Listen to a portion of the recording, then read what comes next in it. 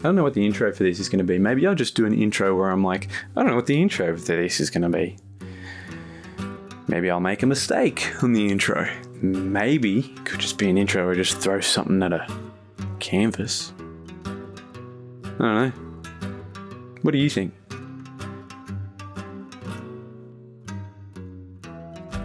Welcome to 5 Minute Fridays.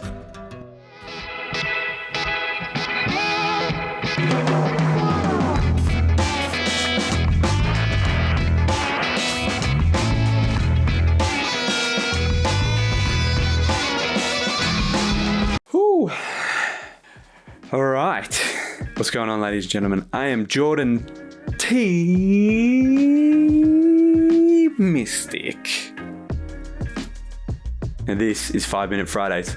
Welcome to my channel. I am an artist with a capital A, a father, and my mission is to create more creators. This is 5 Minute Fridays, where I give you 5 tips about something art related in 5 minutes. Let's get straight into it. I have my iPad here and ready. Got my script, and today's episode is 5 mistakes new artists make. I know, sounds a little bit negative. I thought that too, but I actually want to help you guys not make the mistakes that I've made and I've seen others do in my time. I have been a professional artist for the past 6 years, and I began my career as a comic book artist. I used to do constant conventions.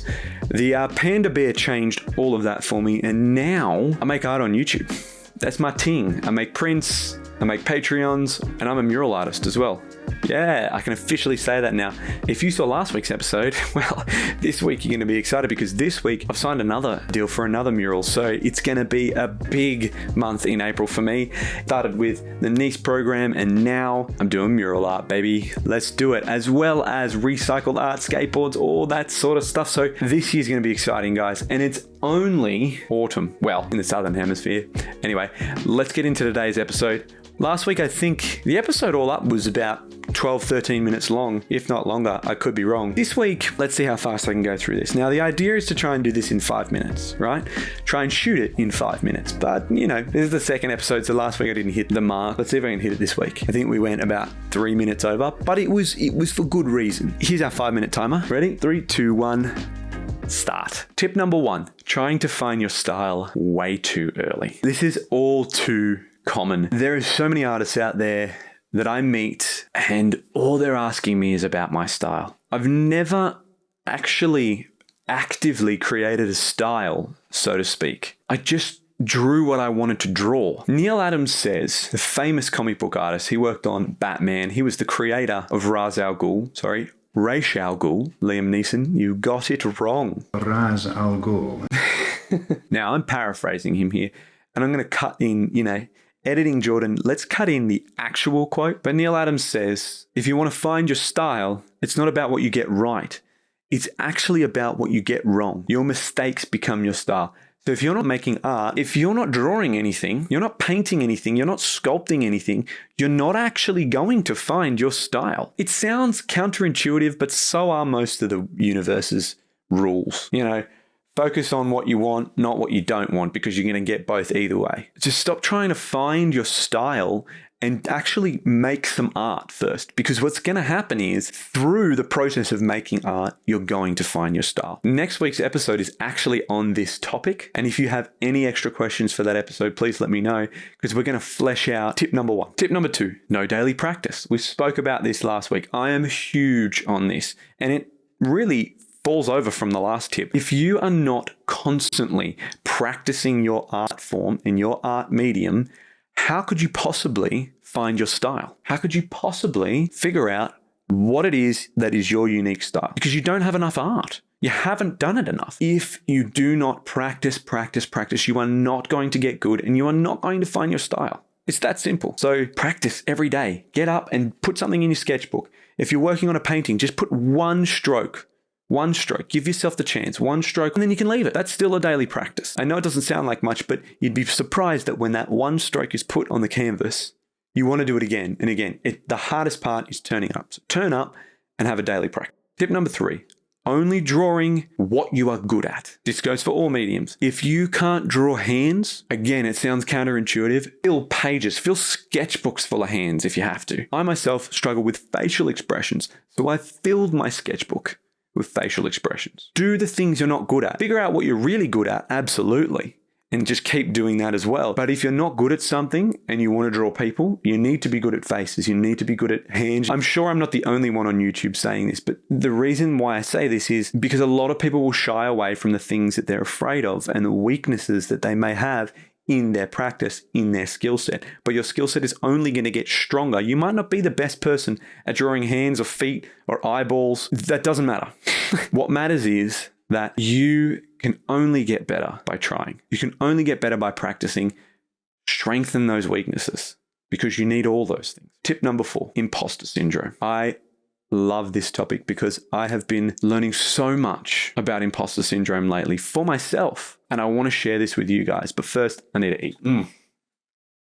Hot chips. Never goes wrong. The thing about imposter syndrome is that it's actually internal. And I know I'm probably speaking to the choir here about that, but imposter syndrome is actually a mask that we wear. I want to share with you something that Chris Do speaks about on this topic, and then we'll elaborate, because Chris Do has a really incredible video from The Future, the design company and YouTube channel. I struggle to articulate the way that he does. I'm going to butcher it. A lot of people describe this and they ask me, how do you get over the whole imposter syndrome? Does anybody here, have you ever used those words to describe yourself? Or you think of yourself that way?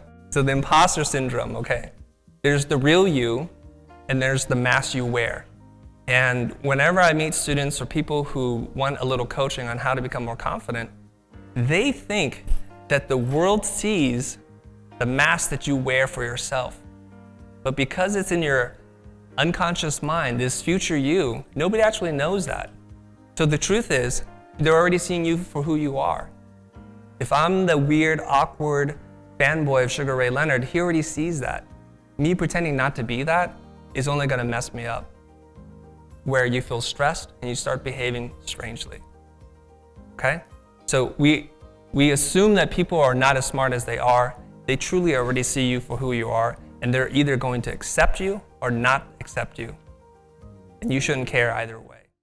I don't think I can say any more than what he said there. You want to get over imposter syndrome? Be the real you. Figure out who the real you is, because everybody already sees it. You think you're wearing a mask, but you're not. People can see who you are. Be the fanboy. That video starts with Chris Do talking about how he met Sugar Ray Leonard and he was a big fan because of his dad. And he wanted to pretend to be not fazed by him, but Sugar Ray Leonard could already see it. Be aware of your masks. Take them off. If you're a first-year illustrator or you've been sketching for 5-6 years, but you've been on and off, just be that. Don't pretend to be something that you're not. I know I'm not a professionally experienced mural artist, but so do the people who I'm working for, so I don't pretend to be anything else. Let them know that. Sounds counterintuitive. I've got ADHD and masking is very common in ADHD, but as soon as I stepped into being myself, being the real me, everything comes into line. By letting go, it all gets done. That's in the Tao Te Ching by Lao Tzu. And finally, tip number 5, not doing master studies. What's a master study, you may ask? Well, a master study is where you study a master. There's a big anti-copying problem in the art community, especially online. Now, there's a lot of people who are actually genuinely scamming people and copying art and pretending that it's theirs. But if this is just in your practice, your private practice, and you're not selling this work, copying is okay. Master studies is what people have done for thousands of years. Study the masters. Study people like Neil Adams, Jim Lee. If you're into Renaissance painters, paint the Mona Lisa. Just copy, copy, copy. I used to take Jim Lee pages, I'd print them out, and then I would ink his pencils. And you have no idea what I learned from just inking that. The reverse engineering and getting that up close with a master of drawing and illustration like that. It advanced not only my inking process, but it advanced my illustration beyond years. So do some master studies, ladies and gentlemen. Get yourself a sketchbook and just copy a bunch of things. Trace line work, copy paintings, copy sculptures, whatever your medium may be, but just don't be afraid to copy. Just don't steal. There's a difference between copying and stealing. All right, that's another 5-Minute Friday over and done with, ladies and gentlemen. Hopefully those mistakes will help you in your practice, whether you're new, a recovering artist, coming back to it, or you're just interested in how you can get better. Hopefully these things can help you, but these are the things I've learned from years of my practice, as well as seeing other people's practice and helping and teaching others. If you want to learn more about how to be more expressive in your art form, go to this video here. That's where you're going to find it. If you would like to support the channel, please go to patreon.com/Jordan T Mystic. That is the best place to support this channel. We have early bird sales on all of our products. That's where all of my videos go up first before anywhere else. Early bird, ladies and gentlemen. And you get early bird tickets to our upcoming sketchbook classes, our online classes, and an exclusive discount for my entire website, all of my products, both on Etsy and on my website, just for patrons, as well as a Discord community. That's where you can ask me questions, and we're going to be starting to put some more in-depth process videos on there as well. And of course, don't forget to like, because when you like, it's really good for the algorithm. If you watch YouTube, you know this by now. It puts my beautiful bearded face in front of all of the people that need help with their illustration and their artistic endeavors, as well as those who have ADHD, who are also artists and recovering artists as well. We're here to create more creators. That's our thing. Ladies and gentlemen, thank you so much for watching. I really, really appreciate it. And as always, I've been your host, Jordan T Mystic. Never forget, ladies and gentlemen, stay weird.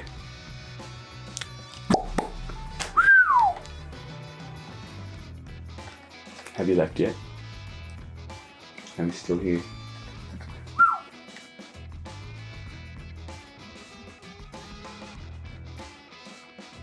Sausage rolls, so underrated. Just go and get yourself a sausage roll, guys. It's so good.